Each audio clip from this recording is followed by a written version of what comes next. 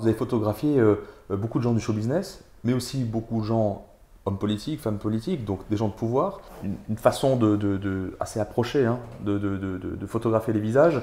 Quels étaient leurs rapports, hommes de pouvoir, à cette façon de les mettre à nu? Parce qu'on a l'impression qu'il y a zéro artifice.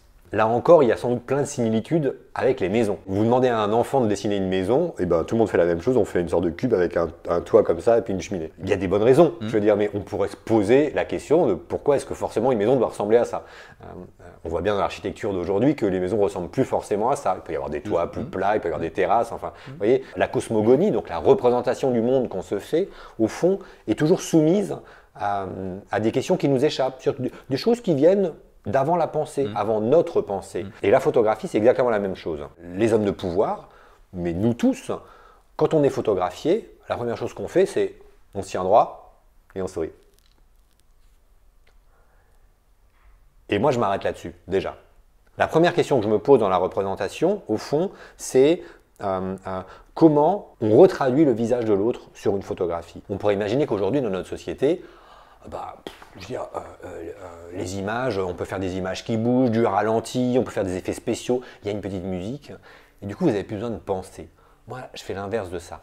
J'aime aller jusqu'à la pauvreté. Vous voyez qu'une photo, eh ben, il y a deux solutions. Soit vous la regardez, soit vous tournez le dos et vous allez ailleurs, quoi. Il n'y a pas de spectacle qui est livré par l'artifice. Le spectacle, c'est vous qui allez le faire dans votre tête. L'homme politique, ou tous les hommes de pouvoir, la première chose que je fais, c'est de leur dire de ne pas sourire. Et ce qui est génial, c'est que les gens, dans la relation photographique, quand vous leur dites de ne pas sourire, eh ben, ils sont perdus. Petit à petit, au fond, je vais dans la concentration. Et l'idée, c'est qu'ils oublient ce qu'ils font là. Et je suis super pénible quand je travaille. C'est-à-dire que je leur fais baisser la tête, 1 centimètre plus bas, 1 centimètre à gauche, vous ne bougez pas le regard, ici, ensuite là, encore 1 centimètre à gauche, le regard là. Je leur fais bouger en fait le corps et les yeux, de tout petits centimètres jusqu'à ce que l'image fonctionne comme ça. Et à partir de là, je pense qu'au bout de 5 minutes, mes modèles, ils sont ailleurs. Je vais au fond capter d'eux quelque chose de l'ordre de l'animalité.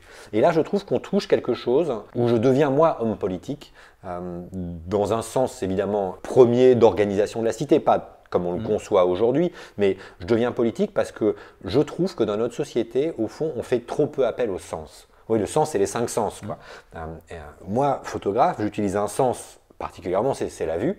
Et je trouve ça dommage qu'on n'ose pas, au fond, faire des choses très très simples. Je trouve que le rôle du photographe, et moi dans mon travail sur le pouvoir, c'est vraiment ce que je cherche à mettre en avant, c'est de dire, voilà, je vais regarder les gens qui font notre monde d'aujourd'hui, quel que soit leur métier, les métiers du pouvoir, de manière extrêmement précise et rigoureuse, parce que c'est ça qui est beau.